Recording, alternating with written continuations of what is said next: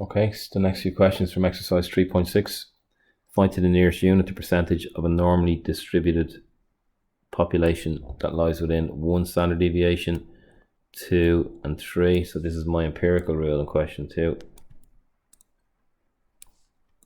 which is, as you know, 68 of the population lie within 1 standard deviation, 95 within 2 and 99.7 within 3. And if we round these off to the nearest unit they're asking here, we're going to get 68, 95 and 100% of the data.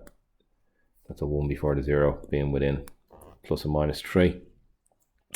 Okay, question 3. Find the values of k in each case. Normal distribution. So 9671. So that means that we have a distribution here and we're looking for the z-score that gives, let's say this is 9671, all this data in here, my mean in the middle. So what is the z-score that gives a value of 0.9671? So just go to your z-score tables, which you should have open in front of you, and 9671 is 1.84. 1.84. Okay, the next one, it has to be greater than 1788. So if we have a 0 here, we need a z-score. There's a number in, there's something in here at the greater end. So what's to the left here? Just change color. What's in here? So there's 17, 88 in there. In here there has to be 1 minus 17, 88, which is 8212. 8212. And if we go to our z-score table and find 8212, it will be in the 0.92 space. 0.92 is the value, where we can say if it's greater than that, it's going to be in there. Now z is on the other end, it's less than k, 0.2643. So there has to be the same if there's a tail. I'll do it up here.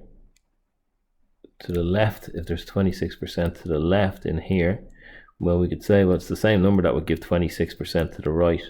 So 1 minus 0.2643 is going to give 74, 73, 54, 0.7354. So that's the figure we need here, and we'll use the minus version of it to say it's in here. So 7354. The closest one to it, oh, actually I see I've written 4.3. It was 4.3 here. I've written 4.6.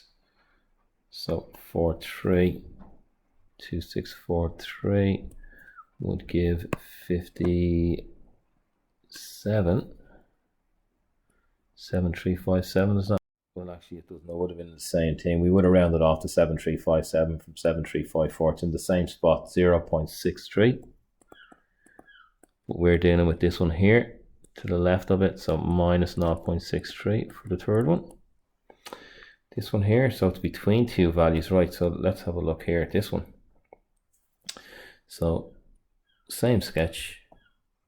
So we have our normal distribution curve, and between two values, we're only sketching here. There is 0.5098 in here, 0.5098. So straight away we can get what's in each tail. We can get the total of the two tails. 1 minus 0.5098 is going to be 49%, 0.4902.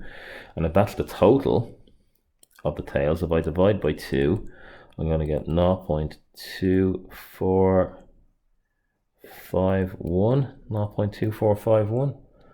And that means that this value here is going to be 1 minus 0.2451. If there's 2451 in the tail, it would mean there'd have to be 76, what is it, 7549 to the left of this point here. So that's the number we're looking for, the plus or minus version of that, 7549. 7549 is at the end of the row, 0.69. 0.69 is what the value for my z-score would have to be a number 4. And the same type of question for number 5. K is between, there's two values, it's between, and there's 0.34 in the middle of it. So between minus K and plus K is 34%.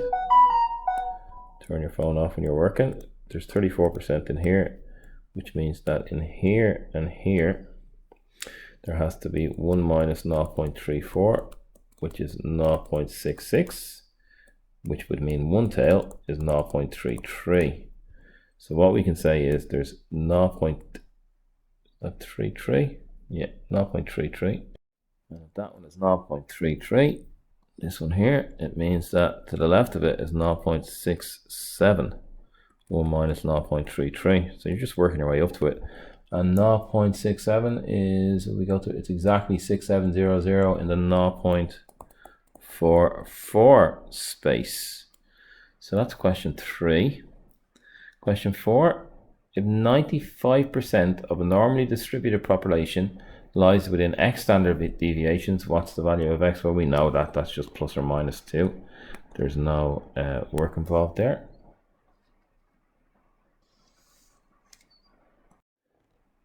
So that's our empirical, and our standard deviation, if there's 95% in between the values, it means that there's 2.5% in this tail. So we need a z-score of 0.975, which you should have memorized by now, is 1.96. So 1.96 is the value there.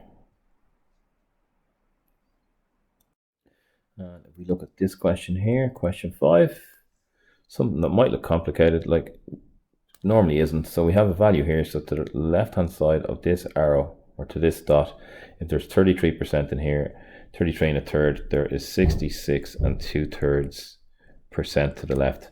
So we need to look what number on what z-score is represented by 0.6667 to round it off. And if we go to our z-score tables, there's a 0.6664 and a 0.6700. And my value actually is the midpoint of these, you can see. And this is on the left hand side, we have a 0.4. And up above, 6664 is at 0.03. And this one's at 0.04. So at Leaving Cert, you can actually just round off to the nearest one. But if you go on to college, they want you to take the midpoint here. So the exact value here will be 0.43, and the midpoint of that will be 5. So 0.435 or 0.43 or 0.44 would probably be accepted at Leaving Cert, even though they shouldn't be. But there you go.